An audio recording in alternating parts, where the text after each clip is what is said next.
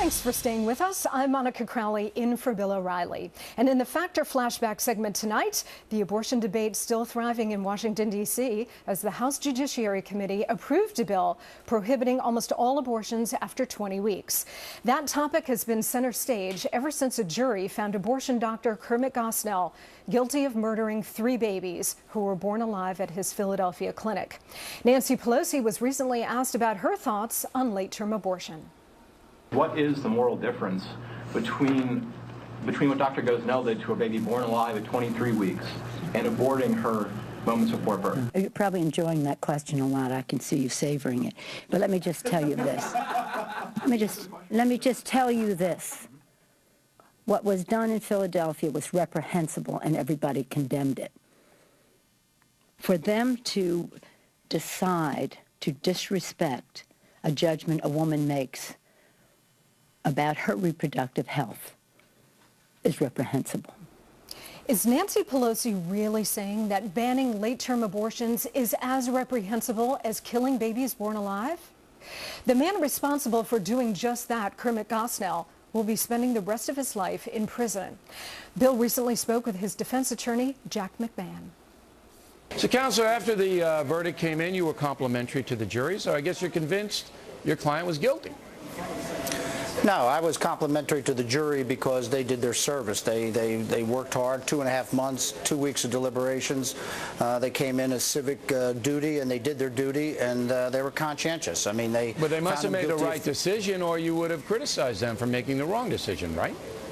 No, that's not true at all. I don't criticize the decision that they make, because whatever they make is the right decision. That's the verdict. That's the nature of a verdict in a criminal case. Do you believe that your client was guilty? I don't believe that the Commonwealth established that the 3 fetuses, infants, were born alive. That was our argument all the way through.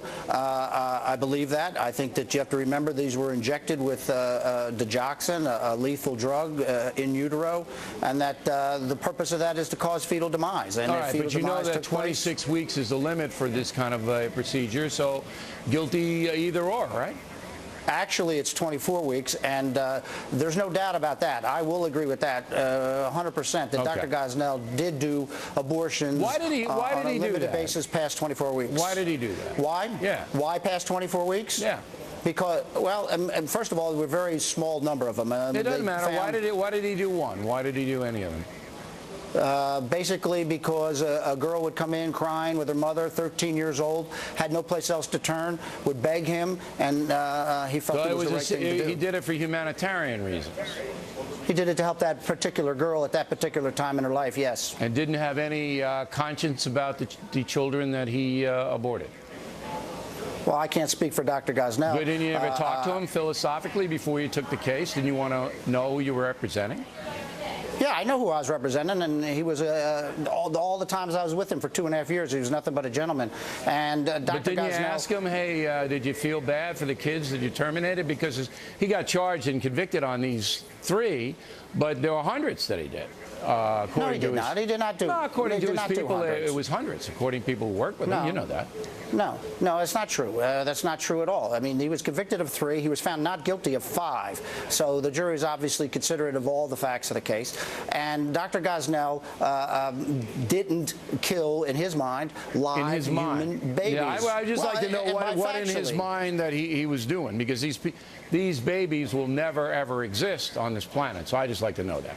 Well, they were dead before. They were dead before he did anything to them. Because he killed them. No, he did not. That was abortion. That was the abortion process. Okay, but there's a big difference between the abortion process and killing.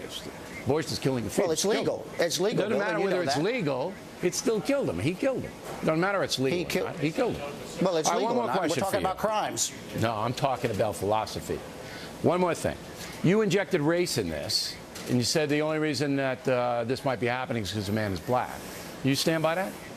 That's not what I said, but I said it was a racist, elitist prosecution, and I stand by that. There's people doing abortions all over the place, and he was singled out, I believe, because he was African-American in a poor community. You think the Commonwealth of Pennsylvania went after him because he's African-American? They don't like African-Americans in the Commonwealth? I don't think so much African-Americans. I think it was because of the community that he served was a poor urban community. They don't like that community? The Commonwealth doesn't like that community, so they're going to get people in there? If you think that there's no racism in the criminal justice system, you're a fool. I might be a fool because I always go on provable facts, not speculation. I do also. All right, I do also. If you have provable facts that the Commonwealth of Pennsylvania is targeting doctors or anybody else in that community, I would like you to give them to me because that's not right, and I will do a story on it, Counselor. We appreciate your time very much tonight.